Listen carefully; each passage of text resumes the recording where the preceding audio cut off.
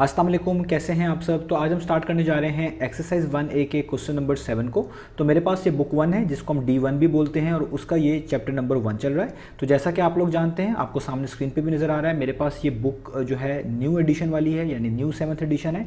यहाँ पर आप देख भी सकते हैं, लिखा हुआ है अपडेटेड 7th एडिशन, जो कि अभी पब्लिश हुई है सिंगल नेशनल करिकुलम की वजह से। इससे पहले जो हम एडिशन कवर कर रहे थे वो भी 7th एडिशन था, लेकिन वो ओल्ड वन था। उसके सोल्यूशंस भी मेरे चैनल पर अवेलेबल हैं। तो अगर आपके पास ओल्ड एडिशन है अभी भी, तो आप उन पुराने सॉल्यूशंस को देख सकते हैं, उनमें आपको आपके क्वेश्चंस मिलेंगे।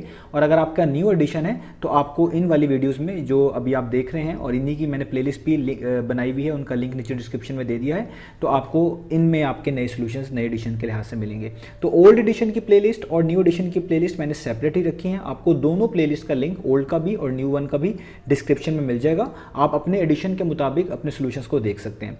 दोनों एडिशन में काफ़ी हद तक कंटेंट सेम है, काफ़ी क्वेश्चंस भी सेम है, कुछ क्वेश्चंस नए हैं, वो मैं अलग से इसलिए कवर कर रहा हूँ ताकि आप लोगों के लिए चीज़ें मिक्सअप ना हो, क्योंकि आने वाले कल में मोस्ट प्रोबेबली हमें न्यू एडिशन ही फॉलो करना पड़ेगा। तो दोनों एडिशन के लिंक नीचे गिवन है, आपकी आसानी के लिए आप देख सकते हैं। इसके अलावा फेसबुक पेज का भी एक लिंक नीचे गिवन है डिस्क्रिप्शन के अंदर। अगर आपके कोई क्वेश्चंस हैं, कोई आपको डिफिकल्टी आ रही है, तो आप उस फेसबुक पेज के थ्रू अपने क्वेश्चंस को, सजेशंस को मुझ तक पहुँचा सकते हैं। तो ये तो हो गई इस बुक के एडिशन के हवाले से बात। अब आ जाते हैं क्वेश्चन पे। तो हमारे पास जो इस न्यू एडिशन का क्वेश्चन है जो आज हम करने जा रहे हैं इस वीडियो में, वो क्वेश्चन नंबर 7 है। तो क्वेश्चन नंबर 7 है estimate the value of each of the following. इसकी स्टेटमेंट है कि आपने इन तमाम स्क्वायर रूट्स को, बेसिकली स्क्वायर रूट्स लिखे हुए हैं ए से लेकर डी पार्ट तक, आपने इन सबको एस्टिमेट करके दिखाना है। एस्टिमेट का मतलब है आपको एग्जैक्ट वैल्यू नहीं चाहिए, आपको just close to exact value चाहिए, यानी उसके करीब करीब वैल्यू बताना है कि तकरीबन ये चीज़ किसके इक्वल होगी। इसको हम एस्टिमेशन बोलेंगे आम अल्फाज में, ठीक है। तो अब यहाँ पे जो ये क्वेश्चंस हैं, ये लास्ट एडिशन में भी थे, लेकिन लास्ट एडिशन में जो वैल्यूज़ थी वो आसान थी। अब इस बार इसके अंदर 4 डिजिट्स नंबर डाल दिए गए हैं, जो कि थोड़ी सी डिफिकल्टी हो सकती है अगर आपको कैलकुलेटर अलाउ नहीं है। तो मैं इन चीज़ों को एक्सप्लेन करूँगा डिटेल के अंदर। अगर आप वीडियो को स्किप करके देखना चाहते हैं तो मैंने वीडियोज़ के चैप्टर्स बना दिए हैं।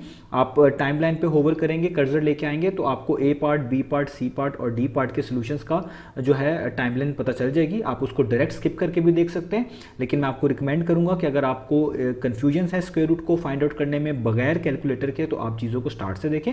Otherwise it is up to you totally कि आप चीज़ों को स्किप करके भी देखना चाहते हैं, आपको चीज़ें पहले से पता है तो आप स्किप करके देख सकते हैं, क्योंकि वीडियो की लेंथ हो सकता है लंबी हो चीज़ों को एक्सप्लेन करने में।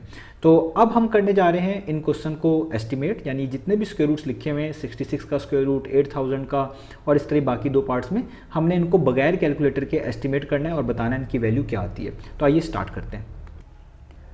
तो सबसे पहले इन क्वेश्चंस को स्टार्ट करने से पहले आपको एक चीज़ पता होनी चाहिए कि परफेक्ट स्क्वायर्स क्या होते हैं और नॉन परफेक्ट स्क्वायर्स क्या होते हैं, क्योंकि ये बड़ा इंपॉर्टेंट रोल प्ले करेंगे इन क्वेश्चंस को सॉल्व करने में। परफेक्ट स्क्वायर हर उस नंबर को बोलते हैं जो किसी नंबर का स्क्वायर करके हासिल होते हैं। जैसे अगर आप देखें 1 का स्क्वायर करें तो इसके ऊपर 1 के ऊपर पार्ट 2 मैंने लिखी है, तो आपको 1 आंसर मिलता है। तो ये जो 1 है ये परफेक्ट स्क्वायर है। 2 का स्क्वायर करें आपको 4 मिलता है, 3 का स्क्वायर करें आपको 9 मिलता है, 4 का स्क्वायर करें आपको 16 मिलता है, 5 का स्क्वायर करें आपको 25 मिलता है। तो किसी भी नंबर का स्क्वायर करने के बाद जो नंबर आपको मिलता है आंसर के तौर पे, वो परफेक्ट स्क्वायर कहलाता है। और यहां मैंने एक और चीज भी लिखी है जो कि आपके लिए बड़ी जरूरी है कि परफेक्ट स्क्वायर का फायदा क्या होगा। अभी इस क्वेश्चन से रिलेटेड हमें क्या फायदा है, और लाइफ में आगे जो हम मैथ्स करते हैं उसके अंदर जहां पे स्क्वायर रूट्स इन्वॉल्व होते हैं वहां पे परफेक्ट स्क्वायर का क्या फायदा होता है। तो यहां पे आप जैसा देख सकते हैं लिखा हुआ है easy to find and answers are integers.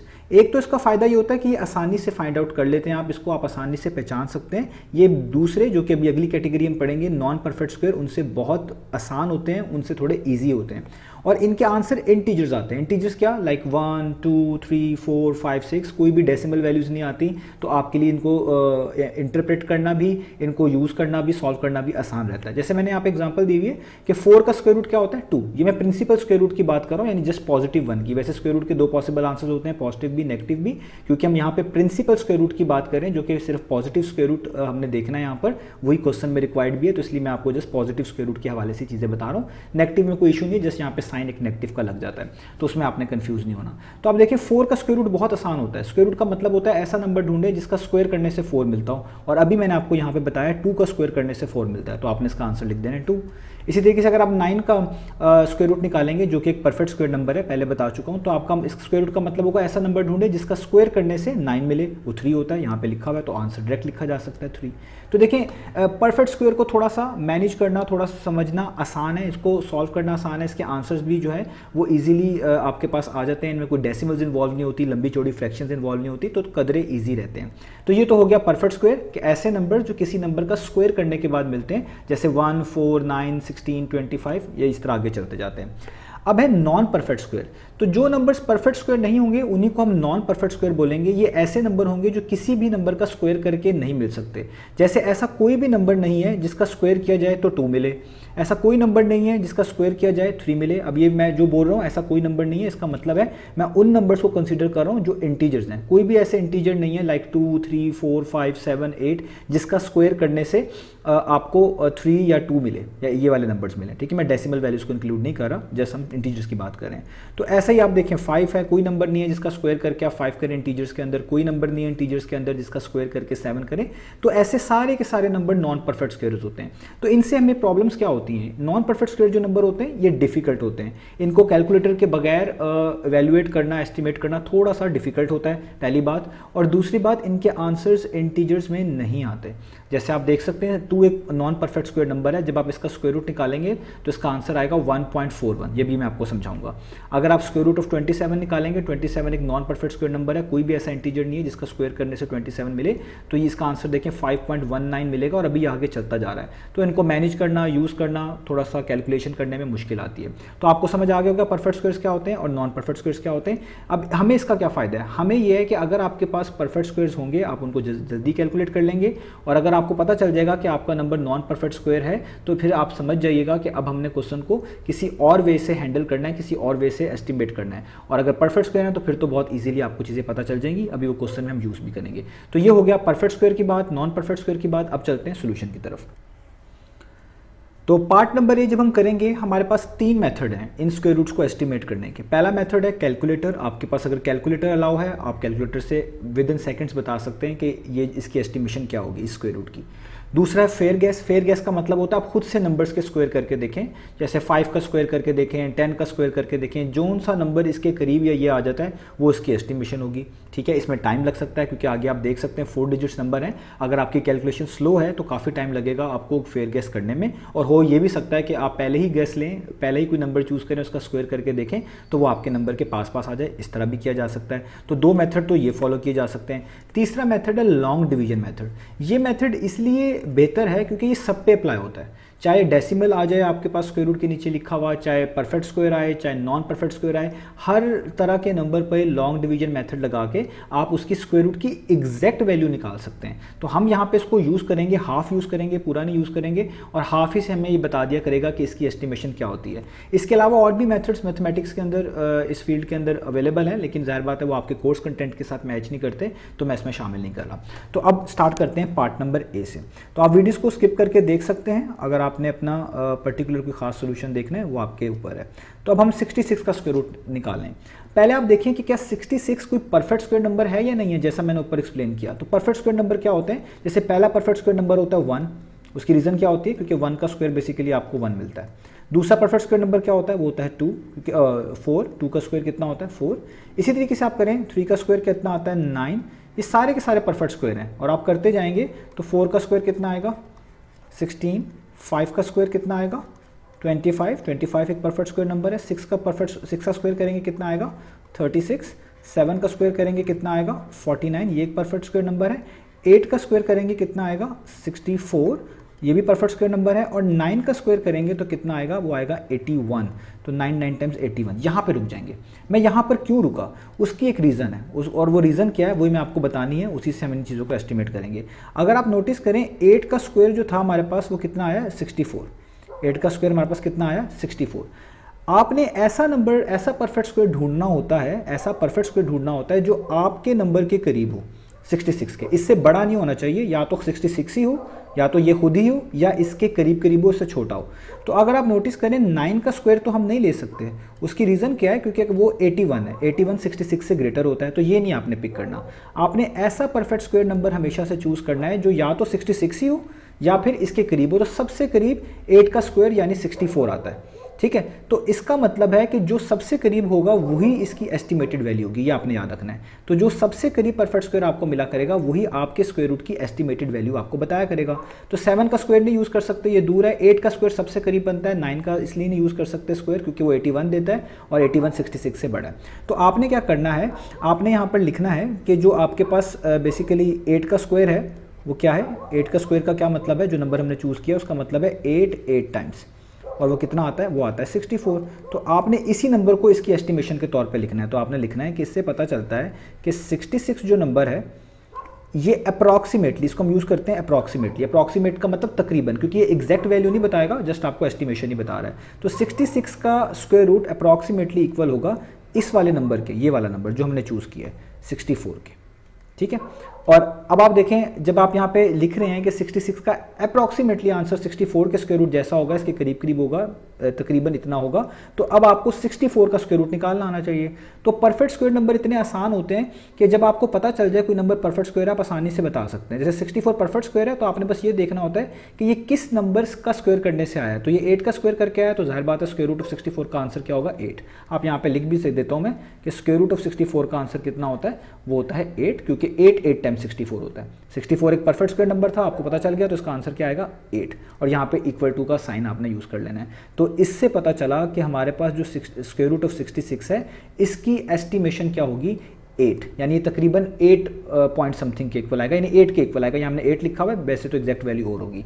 और आप ये कैलकुलेटर से भी करके देख सकते हैं। देखिए स्क्वायर रूट डालें, इसमें लिखें 66 इक्वल टू प्रेस करें, ये इस तरह आएगा, SD का बटन प्रेस करें ये वाला, तो देखिए 8 पॉइंट समथिंग आ रहा है। तो हमने इसकी एस्टिमेशन ही निकालनी थी, तो देखिए हमें तकरीबन 8 ही मिला है। 8 पॉइंट समथिंग है, लेकिन हमने एस्टिमेटेड वैल्यू बतानी है तो वो 8 ही बनती है। तो इससे पता चल गया स्क्वायर रूट ऑफ 66 का आंसर कितना है, उसकी एस्टिमेटेड वैल्यू कितनी है, 8। तो इस तरीके से परफेक्ट स्क्वायर्स आपको हेल्प करते हैं आपकी वैल्यूज़ को एस्टिमेट करने में। तो ये हो गया इसका ए पार्ट। आप फेयर गैस से भी कर सकते हैं, ये मैंने एक तरह का आप कह लें फेयर गैस ही यूज़ किया है, कैलकुलेटर से भी करके दिखा दिया। लॉन्ग डिवीजन मेथड मैंने इसमें नहीं सिखाया क्योंकि ज़रूरत नहीं थी, वो आगे में ज़रूरत पड़ेगी तो वहाँ पर समझाऊंगा। अब चलते हैं इसके नेक्स्ट पार्ट की तरफ।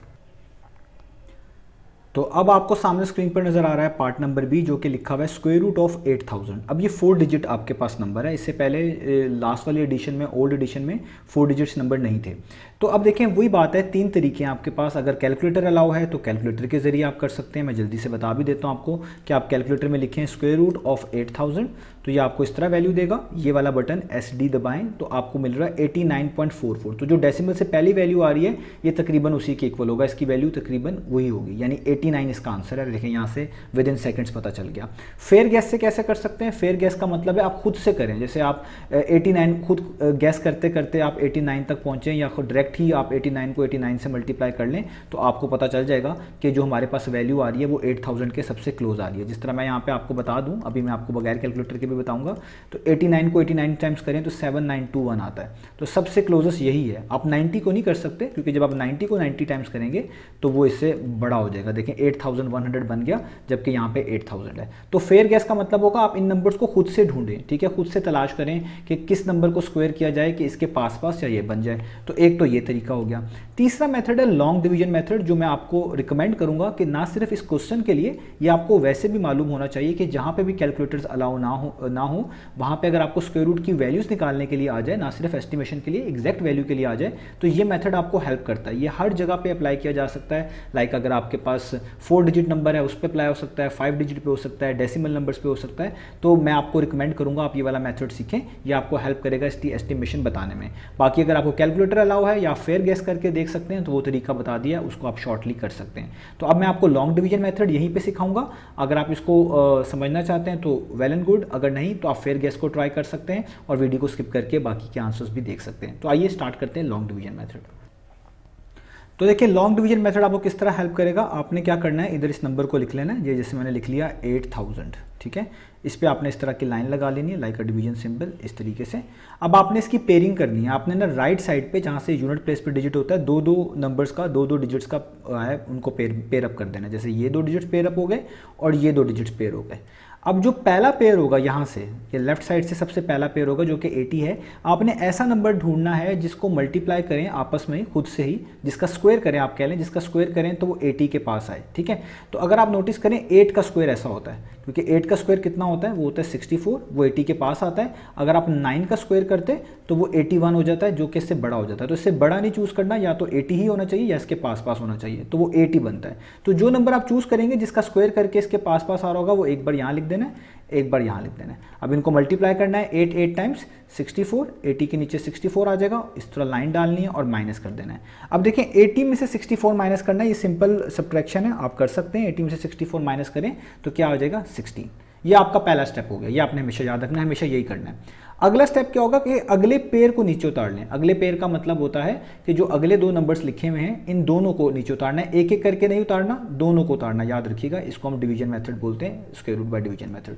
तो यहाँ पे आपने 0 0 कर देना, और यहाँ पे क्या करेंगे, इधर बाहर, इधर जो नंबर आपने ये लिखा होगा इसको अपने आप में ही ऐड कर देंगे, या आप इस कह लेंगे इसको और इसको ऐड कर लेंगे, दोनों एक जैसे ही हैं तो उसको अपने आप में ही ऐड कर लें, उसका भी कहने का मतलब यही है। तो 8 + 8 कितना होता है, वो होता है 16, वो यहाँ पे लिखें 16, और यहाँ पे एक बॉक्स बना दें इस तरह, और इधर भी एक बॉक्स बना दें इस तरह, ठीक है। अब आपने इन दोनों बॉक्स में सेम नंबर लिखने हैं, और ऐसे नंबर लिखना है कि जब इस बॉक्स में वो नंबर लिखा हो, यहाँ पर भी और यहाँ पर भी, और ये नंबर, ये वाला और यहाँ पे तीनों नंबर आपस में मल्टीप्लाई हो तो 1600 के पास पास आपको दें। तो देखिए मैं क्या करने लगा, मैं डिफरेंट नंबर्स ट्राई कर सकता हूँ। जैसे मैं लिखता हूँ 1 6, यहाँ पे बॉक्स डालता हूँ, मल्टीप्लाई, ये आपने रफ वर्क में करना है, और इधर इस बॉक्स को इसके नीचे बना लेता हूँ। अब आपने यहाँ पे एक जैसे नंबर रखने हैं, याद रखिएगा, कोई डिफरेंट नंबर नहीं रख के देखना, क्योंकि अगर आप डिफरेंट नंबर रख के देखेंगे तो फिर चीज़ें ख़राब हो जाएंगी। आपने हमेशा हमेशा जो है एक जैसा ही नंबर जो है रख के देखना है। तो अगर आप नोटिस करें, मैं इसमें 8 रख के देखता हूँ फॉर एग्जाम्पल, आप कोशिश कर सकते हैं कोई भी नंबर। तो 8 टाइम्स कितना हो जाएगा 64, 4 यहाँ पे आएगा, 6 यहाँ पे लिखना पड़ेगा, और 8 6 टाइम्स कितना होता है, 8 6 टाइम्स होता है आपके पास 48, और 48 में ऊपर क्या आपने ऐड कर देना है, 6 ऐड कर देना, तो 54 हो जाता है। तो यहाँ पे 4 और यहाँ पे चला जाएगा 5, और 8 1 टाइम्स 8, और 8 में क्या प्लस कर देना आपने 5, तो आपके पास आ जाएगा 13, यानी 1344 आ रहा है। तो ये भी इसके करीब तो है, लेकिन बहुत करीब नहीं है। हम एक नंबर और ट्राई कर लेते हैं। तो हम क्या ट्राई करते हैं, 9। यहाँ पे सिंगल डिजिट ही ट्राई कर सकते हैं, तो 9 ही सबसे हाईएस्ट नंबर हो सकता है। तो 9 जब आप ट्राई करेंगे तो आप 169 को जब 9 से मल्टीप्लाई करेंगे, मैं अब यहाँ पे डायरेक्ट लिख रहा हूँ, आप कर सकते हैं इसको ईजिली, तो 1521 आता है। सबसे करीब यही नंबर आता है। 10 तो लिख नहीं सकते, सिंगल डिजिट चाहिए। तो इसका मतलब है आपने क्या यहाँ पे लिखना है 9, यहाँ पे भी क्या लिख देना है 9। और अब जो आपने मल्टीप्लाई करके लिखा होगा ये वाला नंबर, यानी 169 टाइम्स 9 कितना आता है 1521, वो इसके नीचे लिख देना है इस तरीके से। अब आपने इसको भी सब्ट्रैक्ट करना है। तो अब क्या करना है, 1600 में से 1521 को सब्ट्रैक्ट कर लें। ये सिंपल जो है सब्ट्रैक्शन है, इसमें कोई इशू नहीं होगा आपको। तो यहाँ पे 79 आ जाएगा। अब आपने ऊपर देखना है कि ऊपर कोई डिजिट बचे या नहीं बचे। तो देखिए ऊपर कोई डिजिट नहीं बचे, अब इधर कोई भी डिजिट्स नहीं है जिनको पेयर करके नीचे उतारा जाए।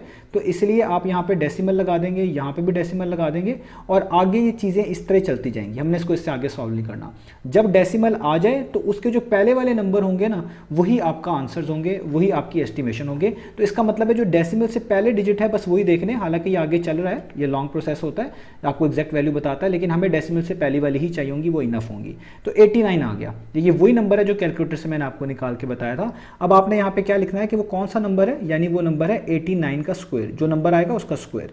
तो 89 का स्क्वायर का क्या मतलब होता है, यानी 89 टाइम्स 89, इसका ये मतलब होता है। और ये अभी मैंने आपको करके भी दिखाया है। 89 को 89 से मल्टीप्लाई करें तो 7921 होता है। तो अब आपने क्या करना है, आपने लिखना है यहाँ पर कि जो 8000 का स्क्वायर रूट है, 8000 का जो आपके पास क्या है स्क्वायर रूट है, वो किसके इक्वल है, 89 टाइम्स 89। 89 टाइम्स 89 आप कर सकते हैं, ये कोई इशू नहीं है आपके लिए मल्टीप्लाई करना। तो वो आता है 7921, यानी इसका ये इक्वल है 7921 के। अब मैं ये थोड़ी सी कैलकुलेशन हटा देता। तो 8000 का स्क्वायर रूट किसके इक्वल होना चाहिए, अप्रॉक्सीमेटली। यहाँ पे अप्रॉक्सीमेटली का सिंबल आएगा, इक्वल टू का नहीं लगाना क्योंकि इक्वल नहीं है, हम जस्ट एस्टिमेशन बता रहे हैं। तो एस्टिमेशन जो है एग्जैक्ट नहीं है, ठीक है। तो इसलिए हम यहाँ पे लगाएंगे, ये सिंबल होता है अप्रॉक्सीमेटली इस तरीके से कि 8000 का स्क्वायर रूट बेसिकली इक्वल होगा इस 7921 के स्क्वायर रूट के, ठीक है। अब 7921 का स्क्वायर रूट आपको पता ही चल जाएगा, वो यहीं से ही क्लियर है कि किसी भी चीज़ का स्क्वायर रूट निकालना होता है, इसका मतलब है किस नंबर का स्क्वायर करें कि वो नंबर मिले, यानी किस नंबर को स्क्वायर किया जाए कि 7921 8921 मिले वो यहीं से क्लियर है कि वो 89 को करने से मिलता है, तो इसका आंसर क्या हो जाएगा 89। इसका मतलब जो एस्टिमेशन है 8000 के स्क्वायर रूट की वो क्या है, वो है 89। जो एस्टिमेटेड वैल्यू जो बनती है स्क्वायर रूट ऑफ 8000 की वो 89 बनती है, जो मैं आपको कैलकुलेटर से करके भी दिखा दिया है। तो ये इसका सोल्यूशन बहुत छोटे हैं, लेकिन मैंने आपको दोनों वे से बताए हैं, बल्कि हर वे से बताया है, कैलकुलेटर से भी करके बताया है, फेयर गेस भी बता दिया, वो तो आपने अपनी मर्जी से चूज़ करना है, और तीसरा मैंने आपको लॉन्ग डिवीजन मेथड भी बता दिया। तो ये हो गया हमारे पास इसके बी पार्ट का आंसर। अब चलते हैं इसके नेक्स्ट पार्ट की तरफ। अब आपको सामने स्क्वायर रूट नज़र आ रहा है 2186 का, तो फिर दोबारा आपके पास कैलकुलेटर है, अगर अलाउ तो आप कैलकुलेटर से कर सकते हैं। विद इन सेकेंड्स 2186 का स्क्वायर रूट करेंगे तो 46 पॉइंट समथिंग आ रहा है, आप जस्ट 46 ले लेंगे डेसिमल से पहली वाली वैल्यू, वही इसकी एस्टिमेटेड वैल्यू होगी।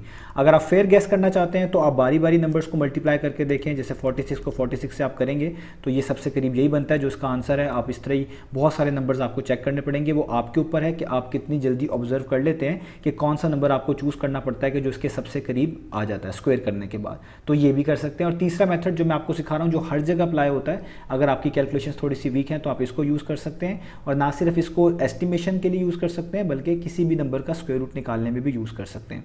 तो मैं यहाँ पे उसी तरीके से निकालूंगा क्योंकि ये कोई परफेक्ट स्क्वायर नंबर नहीं है। तो यहाँ पे हम लिखेंगे 2186, जिस तरह भी आपको लास्ट स्टेप्स में बताया है इस तरह हम लाइंस डालेंगे, राइट से पेयरिंग करेंगे। तो पहला पेयर ये बन गया दो डिजिट्स का, दूसरा 2 डिजिट्स का पेयर ये बन गया। अब वही वाली बात, जो पहला पेयर होगा इधर लेफ्ट साइड से जो कि 21 है, ऐसा नंबर ढूंढना है जिसका स्क्वायर करके 21 के पास आए, ठीक है। तो अब देखें ऐसा कौन सा नंबर है, ऐसा नंबर है 4, क्योंकि आपको पता है जब आप 4 का स्क्वायर करते हैं तो आपको 16 मिलता है। आप 5 नहीं कर सकते क्योंकि 5 का स्क्वायर 25 होता है। मैंने आपको बताया था ऐसा नंबर चूज़ करना है जो या तो यही बनाए 21 ही, या इसके पास हो, इससे बड़ा नहीं हो सकता। तो 5 का स्क्वायर तो 25 हो जाता है, वो इससे बड़ा हो जाता है, तो इसलिए इसको छोड़ दें, जस्ट 4 ले लें। तो जो जिस नंबर का स्क्वायर होगा वो यहाँ पे भी लिख लेना है, यहाँ पे भी लिख लेना है।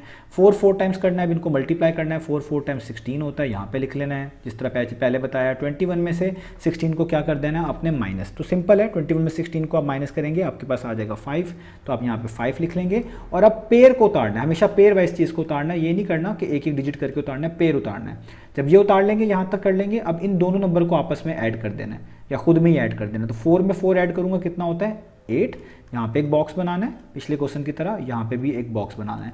अब इस जो 8 है आपके पास, इस बॉक्स के अंदर ऐसे नंबर्स लिखने हैं जो कि सेम होने चाहिए, और जब वो मल्टीप्लाई हों आपस में तो ये जो नंबर यहाँ पे लिखा हुआ है 586 इसके पास हो या ये हो खुद हो।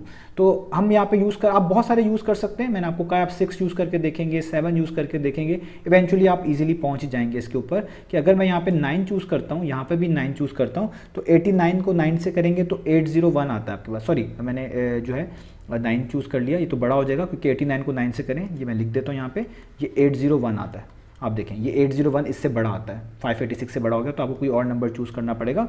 तो मैं लेट्स से मैं यहाँ पे यूज़ करता हूँ 80, लेट्स से हम चूज़ कर लेते हैं, कोई और भी आपको चूज़ करके दिखा देता हूँ। लेट्स से मैं यहाँ पे चूज़ करता हूँ 6, जिस तरह था यहाँ पे भी 6 इस बॉक्स में और इस बॉक्स में भी 6।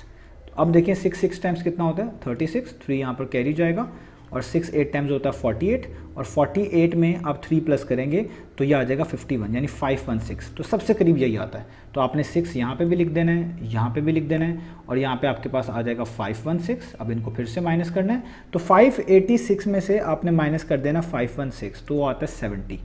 अब आपने देखना है कि क्या ऊपर कोई डिजिट्स बचे हैं, यहाँ पर तो कोई डिजिट नहीं बचा जिनको नीचे उतारा जाए, यानी यहाँ पे डेसिमल आ जाएगा, यहाँ पे डेसिमल आ जाएगा। आर्म डिवीजन में भी ऐसे ही करते हैं, जब ना बचे तो डेसिमल्स आ जाते हैं। अब आपने आगे नहीं करना, ये आगे चल रहा है, यहाँ पे भी चल रहा है, लेकिन आपको नंबर पता चल चुका है, वो क्या है, वो है 46। तो जो डेसिमल से पहले नंबर होगा वही इसकी एस्टिमेशन होगी। अब इसको यहाँ पे लिख लेते हैं, इस वर्किंग को मैं रिमूव कर लेता हूँ। तो अब आप लिख सकते हैं यहाँ पे कि जो आपको नंबर मिला है वो कौन सा नंबर मिला है, वो मिला है 46, इसी का स्क्वायर करेंगे। और 46 के स्क्वायर का क्या मतलब होता है 46 टाइम्स 46। और मल्टीप्लिकेशन आपको आती है, ये सिंपल मल्टीप्लिकेशन आप कर सकते हैं, 46 को 46 से मल्टीप्लाई करें तो 2116 आता है, यानी यही वो नंबर है जो सबसे इसके करीब है। तो आगे का प्रोसेस आपको पता है, आप लिखेंगे कि इसका मतलब है कि 2186 का जो स्क्वायर रूट होगा वो अप्रॉक्सीमेटली इक्वल होगा square root of this number. 2116। और स्क्वायर रूट का मतलब आपको पता ही है, इसका मतलब होता है ऐसा नंबर जिसका स्क्वायर करके आपको कुछ मिले। जैसे कि 2116 का स्क्वायर रूट का मतलब है वो नंबर निकालें जिसका स्क्वायर करने से 2116 मिले, यानी परफेक्ट स्क्वायर नंबर। तो वो आपको यहीं से पता चल रहा होगा हमेशा की तरह कि 46 ही वो नंबर है जिसका स्क्वायर करने से 2116 मिलता है। तो इसका आंसर आप डायरेक्ट ही लिख सकते हैं 46। तो इसका मतलब है हमारे पास जो स्क्वायर रूट है इसकी एस्टिमेटेड वैल्यू कितनी बनती है, 46 बनती है। ये हो गया इसका सी पार्ट। अब चलते हैं डी पार्ट की तरफ। तो अब डी पार्ट है, यहाँ पे स्क्वायर रूट निकालना है 7305 का, इसकी एस्टिमेटेड वैल्यू निकाल के दिखानी है। तो सेम प्रोसीजर जो मैंने आपको बताया लॉन्ग डिवीजन मेथड, तो हम लिखेंगे 7305, यहाँ पे इस तरह लाइन लिखेंगे, इनकी पेयरिंग करेंगे, लास्ट डिजिट से स्टार्ट करेंगे यूनिट प्लेस वाले से। तो ये पहला पेयर बन गया 0 और 5 का, ये दूसरा पेयर बन गया। अब आपको ऐसा नंबर ढूंढना है जिसका स्क्वायर करें तो 73 के पास पास आए। आपको पता है 8 का स्क्वायर 64 होता है, 9 का स्क्वायर 81 होता है, तो 9 का स्क्वायर तो बढ़ जाता है, तो 8 का स्क्वायर है, तो 8 मिल गया आपको। तो आपने वही नंबर यहाँ पे लिखना है, वही नंबर यहाँ पे लिखना है। इससे पहले मैं सारे पार्ट्स में एक्सप्लेन कर चुका हूँ, वो आप देख सकते हैं। 8 टाइम्स कितना होता है, वो होता है 64, तो 73 के नीचे 64 आ जाएगा। अब जस्ट आपने इसको माइनस करना है, तो 73 में से अगर आप 64 माइनस करें तो 9 आता है, तो आप यहाँ पे लिखेंगे 9, और अगले दोनों डिजिट्स को पेयर वाइज ही उतारना है, एक एक डिजिट करके नहीं उतारना। ये हो जाएगा 905। अगला स्टेप भी आपको बता चुका हूँ कि जो नंबर यहाँ पे लिखे होंगे इनको ऐड कर देना है। 8 + 8 कितना होता है 16, और इसके बाद एक बॉक्स यहाँ पे बनाना है और एक बॉक्स यहाँ पे बनाना है आपने, ठीक है। अब आपने क्या करना है, इस बॉक्स में ऐसा नंबर चूज करना है दोनों में सेम जो आपस में मल्टीप्लाई हो और 905 को 905 दे या 905 के करीब करीब दे, ठीक है। तो अब देखें क्या करते हैं, हम यहाँ पे चूज करते हैं। जैसे मैं मिसाल के तौर पे इस बॉक्स के अंदर 4 चूज करता हूँ, नीचे में भी सेम ही चूज करना है, इसमें भी 4 चूज करता हूँ। तो 4 टाइम्स कितना होता है 16, 1 यहाँ पे कैरी, 4 6 टाइम्स 24, 24 + 1 5, 25, 2 यहाँ पर कैरी, 4 1 टाइम्स 4, 4 + 2 6, तो 656 आता है। तो देखिए करीब है, लेकिन एक और चेक करके देख लेते हैं। अब मैं यहाँ पे बॉक्स के अंदर क्या चूज करता हूँ 5, यहाँ पर भी, और नीचे वाले यानी ऊपर वाला बॉक्स में भी 5। तो इन दोनों में लिखता हूँ 5 5 टाइम्स 25, यहाँ पे 5 आ जाता है, 2 ऊपर चला जाएगा, ठीक है। और यहाँ के ऊपर आप लिखेंगे 5 6 टाइम्स 30, और 30 + 2 कितना होता है 32, तो यहाँ पे 2 और यहाँ पर 3, और 5 1 टाइम्स 5, 5 + 3 8, तो यहाँ पे आ जाएगा 825। सबसे करीब यही आता है। तो मैं आपको इसकी वो जो है ये करके दिखा देता हूँ। वैसे आप कर सकते हैं कि अगर आप 5 की जगह पे 6 चूज़ करते तो देखिए 996 आता, जो कि इससे बड़ा हो जाता है, इसलिए मैं वो चूज़ नहीं कर रहा। आप इसको चेक करिएंगे तो आपको अंदाज़ा हो जाएगा। तो इसका मतलब है आपको 5 ही चूज़ करना है, सबसे बड़ा डिजिट 5 ही यहाँ पे रखा जा सकता है। तो 5 ही चूज़ करेंगे। 165 5 टाइम्स कितना आता है 825, ये नंबर इसके नीचे लिख देंगे, ठीक है। अब आपने क्या करना है, इन दोनों को माइनस करना है। 905 - 825 करेंगे तो 80 आ जाएगा, और यहीं से बात आपको क्लियर हो जाएगी कि अब इधर कोई भी डिजिट्स नहीं बचे नीचे उतारने के लिए। तो जब कोई डिजिट्स नहीं बचे तो यहाँ पे डेसिमल लगेगा, यहाँ पे डेसिमल लगेगा। ये सवाल अभी आगे चलता रहेगा, इधर से वैल्यूज़ भी आगे चलती रहेंगी, लेकिन आपको क्योंकि डेसिमल से पहले ही चाहिए होती हैं वैल्यूज़, तो वही काफ़ी होती हैं। तो आपको पता चल गया ये 85 है, तो आपके लिए एस्टिमेशन आसान हो गई। अब इसको यहाँ पे लिख लेते हैं। तो अब हम यहाँ पे क्या लिखेंगे, हमें वो जो नंबर मिला है 85, उसका स्क्वायर करने से जो नंबर मिलेगा वो इसकी एस्टिमेशन होगी। तो हम लिखेंगे 85 का स्क्वायर, जिसका मतलब होता है 85 को 85 से ही मल्टीप्लाई कर दें। और ये मल्टीप्लिकेशन आसान है, जब नंबर मिल जाएगा उसकी मल्टीप्लिकेशन आप करने में कोई इशू नहीं बनेगा आपके लिए। तो वो होती है 7225। तो इससे पता चला कि जो स्क्वायर रूट है आपके पास 7305, इसकी अप्रॉक्सीमेटेड वैल्यू इक्वल होगी स्क्वायर रूट ऑफ 7225 के। और आपको अब ये क्लियर ही है, स्क्वायर रूट का मतलब होता है उसके नीचे जो नंबर लिखा हुआ है, एक ऐसा नंबर ढूंढे जिसका स्क्वायर करके वो मिले, वही उसका आंसर होता है। तो 7225 किसका स्क्वायर करके मिल रहा है 85 का, जो यहाँ पे लिखा हुआ है। तो इसका मतलब इसका आंसर क्या हो जाएगा 85। इससे पता चला कि अगर आपके पास स्क्वायर रूट ऑफ 7305 हो तो इसकी जो एस्टिमेटेड वैल्यू है, ये एग्जैक्ट नहीं है, याद रखिएगा, कोई भी एग्जैक्ट नहीं है, एस्टिमेटेड वैल्यूज़ हैं, वो 85 होगी। इसको आप कैलकुलेटर में डायरेक्ट भी चेक कर सकते हैं, अगर आपको अलाउ है कैलकुलेटर। तो 7305 करेंगे तो आप देखें आपके पास आंसर आ रहा है 85 पॉइंट समथिंग। हमें डेसिमल से पहली वाली वैल्यू चाहिए होती है, तो हमारी भी तकरीबन value close to that value है, ठीक है। तो यहाँ तक हमारे पास ये हो गया डी पार्ट। उम्मीद है आपको चीज़ें समझ आई होंगी। हो सकता है आपको ये चीज़ें मुश्किल लगें, क्योंकि ये मेथड जो मैंने इन्वॉल्व किया है ये इसलिए इन्वॉल्व किया है कि आपको स्क्वायर रूट्स भी निकालने आए बगैर कैलकुलेटर के। मैंने कोशिश की है कि मैक्सिमम कैलकुलेशंस आपको स्क्रीन पे शो करवाऊँ। जो कॉमन मल्टीप्लिकेशंस वगैरह हैं वो मुझे उम्मीद है आप खुद से कर सकते हैं, इसलिए मैंने उस पर टाइम वेस्ट नहीं किया। बाकी आप इसको फेयर गैस से भी कर सकते हैं, मैंने वो भी चीज़ बता दी है। तो जिस तरह आपको ईजी लगे आप वो कर सकते हैं। तो उम्मीद है आपको क्वेश्चन समझ आएगा। इंशाल्लाह नेक्स्ट वीडियो से मिलेंगे बाकी सॉल्यूशंस के साथ।